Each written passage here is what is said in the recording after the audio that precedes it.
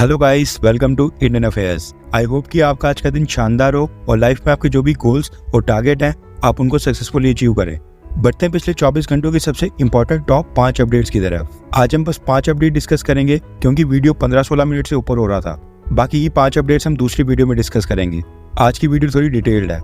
आज की सबसे इंपॉर्टेंट और पहली अपडेट आ रही है भारत और ब्रिटेन को लेकर। भारत के विदेश मंत्री डॉक्टर एस जयशंकर सर 2 दिन की मॉरिशस विजिट के ऊपर गए थे और वहां जाकर उन्होंने यूनाइटेड किंगडम यानी कि ब्रिटेन को सीधे तौर के ऊपर चुनौती दे दी है। सबसे पहले आप ये मॉरिशस का मैप देखिए। भारत के काफी नीचे और मेडागास्कर के राइट साइड के ऊपर मॉरिशस भी एक आइलैंड कंट्री है। यहाँ की पॉपुलेशन मात्र 12,60,000 के करीब है। एंड बाय रिलीजन मॉरिशस में 48% पॉपुलेशन हिंदू धर्म को फॉलो करती है, 32% क्रिश्चियंस हैं, जबकि यहाँ पर 18% मुस्लिम पॉपुलेशन है। मैप के ऊपर आप देख सकते हैं कि मॉरिशस के ठीक ऊपर आपको चागोस आइलैंड भी दिखाई दे रहे होंगे। मॉरिशस भी भारत की तरह ब्रिटिश कॉलोनी था और साल 1810 से ही मॉरिशस और ये चागोस आइलैंड्स के ऊपर ब्रिटिशर्स का रूल आ गया था।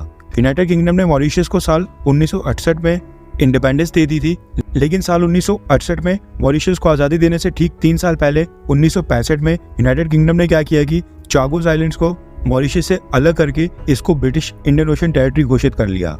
इसके साथ ही चागोस आइलैंड्स के ऊपर यहाँ पर जो लोकल्स रह रहे थे उनको यहाँ से जबरदस्ती निकाल दिया गया, जिसके बाद फिर वो आसपास के देशों में शरण लेने चले गए थे। इनमें से ज्यादातर मॉरिशस चले गए थे, जबकि थोड़े बहुत लोग जिनके पास पैसा और कॉन्टैक्ट्स थे वो ब्रिटेन और फ्रांस यानी कि यूरोप जाकर सेटल हो गए।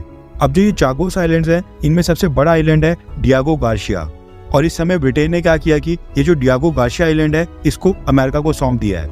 अमेरिका का यहाँ पर इंडियन ओशन रीजन में सबसे बड़ा मिलिट्री बेस है। यहाँ पर अमेरिका की एयरफोर्स के बॉम्बर से लेकर F-35, F-22 और कई तरह के एडवांस्ड फाइटर जेट्स डिप्लॉयड हैं। आज़ादी के बाद से मॉरिशस ब्रिटेन से अपने चागोस आइलैंड्स वापस मांग रहा है और मॉरिशस की सरकार ये केस लेकर यूनाइटेड नेशन जनरल असेंबली और इंटरनेशनल कोर्ट ऑफ जस्टिस भी गई थी और वहाँ पर अपील करके मॉरिशस ने कहा कि ब्रिटेन ने चागोस आइलैंड्स के ऊपर इलीगली कब्जा किया हुआ है और वैसा करके इंटरनेशनल लॉज का उल्लंघन कर रहा है। और दोनों ने यानी कि इंटरनेशनल कोर्ट ऑफ जस्टिस और United nation general assembly in दोनों ने मॉरिशस के हक में फैसला किया था और ब्रिटेन को चागोस आइलैंड्स मॉरिशस को ट्रांसफर करने के आदेश दिए थे, लेकिन ब्रिटेन ने ऐसा करने से इनकार कर दिया। और इसके पीछे ब्रिटेन ने तर्क दिया कि यहाँ पर उनके और अमेरिका के मिलिट्री बेसिस हैं जो कि रीजन और इंडियन ओशन की सिक्योरिटी के लिए काफी ज्यादा इंपॉर्टेंट है, इसलिए वो ये चागोस आइलैंड मॉरिशस को नहीं दे सकते हैं। आप सोचिए कि यूनाइटेड नेशन जनरल असेंबली और इंटरनेशनल कोर्ट ऑफ जस्टिस की रूलिंग के बावजूद अमेरिका और ब्रिटेन ये दोनों मिलकर चागोस आइलैंड्स के ऊपर कब्जा करके बैठे हैं, जबकि इनके ऊपर लीगल तौर पर मॉरिशस की सरकार का अधिकार है। अब जैसे ही भारत के विदेश मंत्री doctor S Jaishankar sir Mauritius पहुंचे, वहां पर प्रेस ब्रीफिंग के दौरान उन्होंने इन्हीं आइलैंड्स का मुद्दा उठाया और मॉरिशस का समर्थन करने की घोषणा कर दी। ब्रिटेन को एक बड़ा झटका देते हुए जयशंकर सर ने अपनी स्टेटमेंट में कहा कि मॉरिशस का चागोस आइलैंड्स के ऊपर ये जो काफी लंबे समय से क्लेम है ये भारत की डीकोलोनाइजेशन की पॉलिसी की लाइन के ऊपर है और इस मुद्दे पर भारत की सरकार मॉरिशस का समर्थन करती है, यानी ब्रिटेन को चागोस आइलैंड्स खाली करके मॉरिशस को दे देने चाहिए। इसके साथ ही जयशंकर सर ने कहा कि यह सॉवरेनिटी और टेरिटोरियल इंटीग्रिटी का सवाल है। अब यहाँ पर सोचने वाली बात है कि एक तरफ अमेरिका, ब्रिटेन और यूरोपियन यूनियन के देश यूक्रेन की टेरिटोरियल इंटीग्रिटी की बात करते हैं, लेकिन जब यही देश मॉरिशस की सॉवरेनिटी और टेरिटोरियल इंटीग्रिटी को वायलेट करते हैं तब इनको इंटरनेशनल लॉज और रूल बेस्ड ऑर्डर नजर नहीं आता है क्या? इसलिए चागोस आइलैंड को लेकर भारत का मॉरिशस की सरकार के साथ खड़ा होना ये बेहद अच्छा स्टेप है, फिर चाहे यहाँ पर ब्रिटेन की सरकार भारत से नाराज ही क्यों ना हो जाए। आज की सेकंड अपडेट आ रही है IMF को लेकर। दरअसल IMF ने साल 2024 फाइनेंशियल ईयर के लिए दुनिया के सभी मेजर देशों के GDP ग्रोथ रेट की प्रोजेक्शन का डेटा रिलीज कर दिया है। दुनिया की मेजर कंट्रीज की बात करें तो साल 2024 फाइनेंशियल ईयर में अमेरिका की GDP ग्रोथ रेट होगी 2.6%, जापान की 0.7% यानी कि ना के बराबर। इसके साथ ही जर्मनी की GDP ग्रोथ रेट होगी 0.2% यानी कि लगभग 0। और इस समय इन दोनों देशों की GDP भारत से काफी ज्यादा है। अब क्योंकि इनकी GDP growth rate 0 point something है, इसलिए आने वाले 3-4 सालों के अंदर ही भारत इनको क्रॉस करके दुनिया की तीसरी सबसे बड़ी इकॉनमी बन जाएगा। उसके बाद यूनाइटेड किंगडम यानी कि ब्रिटेन की बात करें तो साल 2024 में ब्रिटेन 0.7% से ग्रोथ करेगा, जो कि ना के बराबर है।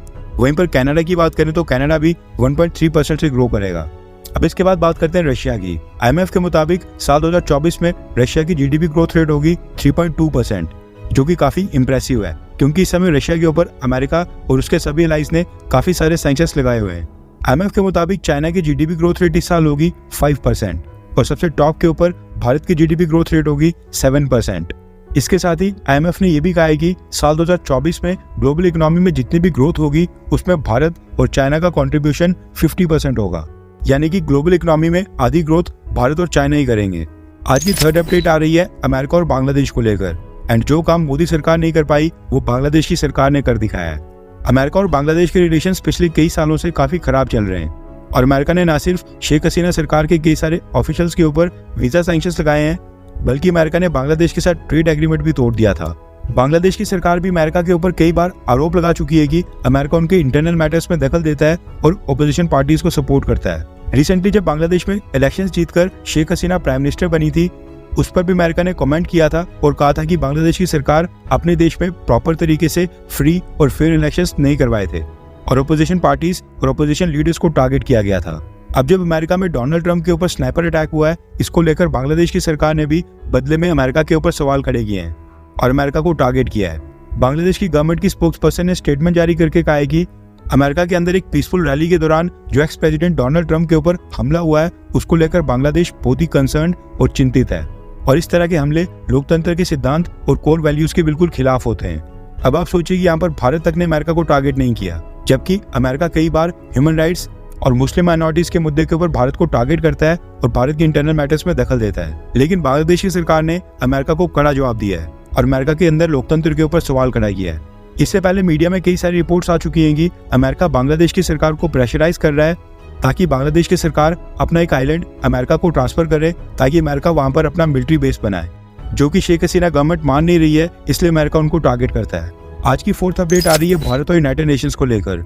दरअसल यूनाइटेड नेशंस में हर साल यूएन जनरल असेंबली का वर्ल्ड लीडर्स के लिए एक स्पेशल सेशन होता है, जहां पर दुनिया के सभी देशों के प्राइम मिनिस्टर्स, प्रेसिडेंट और फॉरेन मिनिस्टर्स आकर अपने देश का पक्ष रखते हैं और यूएन जनरल असेंबली को संबोधित करते हैं। अब जो इस साल का यूएन जनरल असेंबली का सेशन होना है वो 79th सेशन होगा और यूनाइटेड नेशंस ने उसकी डेट रिलीज करते हुए कहा है कि वो 21 सितंबर को स्टार्ट होगा और खत्म होगा 30 सितंबर को। यूनाइटेड नेशन जनरल असेंबली का ये सेशन हर साल अमेरिका के न्यूयॉर्क में होता है और न्यूज निकल कर आ रही है कि इस साल प्रधानमंत्री Narendra Modi ji UN general assembly को संबोधित करने के लिए खुद ही न्यूयॉर्क जाएंगे और वो 26 सितंबर को यूएन जनरल असेंबली को संबोधित करेंगे। न्यूज के मुताबिक सबसे पहला संबोधन होगा ब्राजील के प्रेसिडेंट का और दूसरा संबोधन होगा अमेरिका के प्रेसिडेंट जो बाइडेन का। इसके साथ ये प्रपोज डेट्स हैं और हो सकता है कि एंड में इसमें चेंजेस भी हो। प्रधानमंत्री मोदी ने लास्ट बार साल 2021 में यूएन को संबोधित किया था और ये 3 साल के बाद प्रधानमंत्री मोदी जनरल असेंबली को संबोधित करने के लिए न्यूयॉर्क जा रहे हैं। अभी जो प्रधानमंत्री मोदी का अमेरिका का दौरा होगा ये बेहद इंपॉर्टेंट होने वाला है, क्योंकि एक तरफ 26 सितंबर को प्रधानमंत्री मोदी यूएन जनरल असेंबली को संबोधित करेंगे और उसके ठीक 9 दिनों के बाद यानी कि 5 नवंबर को अमेरिका में प्रेसिडेंशियल इलेक्शंस होने हैं। ऐसे में हो सकता है कि प्रधानमंत्री मोदी एक बार फिर से हाउडी मोदी जैसा कार्यक्रम करें, भारत के डायस्पोरा और भारतीय ओरिजिन के लोगों को संबोधित करें और उसमें जो बाइडेन और डोनाल्ड ट्रंप ये दोनों लीडर्स वहां पर प्रेजेंट हो, या फिर हो सकता है कि दोनों के साथ प्रधानमंत्री मोदी अलग अलग मीटिंग करें। इसके साथ ही आपकी जानकारी के लिए बता दूं कि जिस साल प्रधानमंत्री मोदी जनरल असेंबली को संबोधित करने के लिए खुद नहीं जाते हैं, उस साल भारत को रिप्रेजेंट करने के लिए हमारे विदेश मंत्री जाते हैं। जब स्वर्गीय सुषमा स्वराज जी भारत की विदेश मंत्री थी तब वो जाया करती थी और अब हमारे विदेश मंत्री डॉक्टर एच जयशंकर सर जाते हैं। पिछले साल भी यूएन जनरल असेंबली के सेशन में भारत को जयशंकर सर ने रिप्रेजेंट किया था। और इसी के साथ न्यूज निकल कर आ रही है कि पिछले कल दिल्ली में डोनाल्ड ट्रंप की लंबी आयु के लिए हिंदू सेना संगठन ने मंदिर में एक पूजा पाठ भी करवाया था। पूजा में डोनाल्ड ट्रंप के फोटोज लगाए गए थे और एक व्यक्ति डोनाल्ड ट्रंप की जगह उनकी मूर्ति लेकर पूजा में खड़ा रहा। ये क्रेज है भारत में डोनाल्ड ट्रंप का। वैसे आपको क्या लगता है कि अगर अमेरिका में प्रेसिडेंशियल इलेक्शंस के दौरान डोनाल्ड ट्रंप जीतते हैं तो क्या वो भारत के लिए फायदेमंद साबित होगा, हाँ या फिर नहीं? इससे भारत को कोई फर्क नहीं पड़ेगा। नीचे कमेंट करके अपनी राय जरूर बताएं। आज की फिफ्थ अपडेट आ रही है भारत, रशिया और अमेरिका को लेकर और ये यूक्रेन युद्ध से संबंधित है। दरअसल अमेरिका की तरफ से भारत को लेकर एक स्टेटमेंट आई है। अमेरिका के स्टेट डिपार्टमेंट यानी अमेरिका के विदेश मंत्रालय के स्पोक्सपर्सन मैथ्यू मिलर ने एक स्टेटमेंट जारी की है, जिसमें अमेरिका ने भारत से रिक्वेस्ट की है कि भारत का जो रशिया के साथ रिलेशन है, यानी भारत की जो रशिया के साथ दोस्ती है, उसका इस्तेमाल करके भारत रशिया और प्रेसिडेंट व्लादिमीर पुतिन को इस बात के लिए राजी करेगी ये जो इलीगल वॉर है इसको रोका जाए और शांति की ओर बढ़ा जाए। अमेरिका चाहता है कि यूक्रेन वॉर को लेकर भारत भी एक रोल निभाए और रशिया को ये युद्ध रोकने के लिए प्रेशराइज करे। यानी अमेरिका चाहता है कि भारत चुपचाप नहीं बैठे और रशिया के ऊपर अपना दबाव और भी बढ़ाए। आज के लिए बस इतना ही। जय हिंद, वंदे मातरम।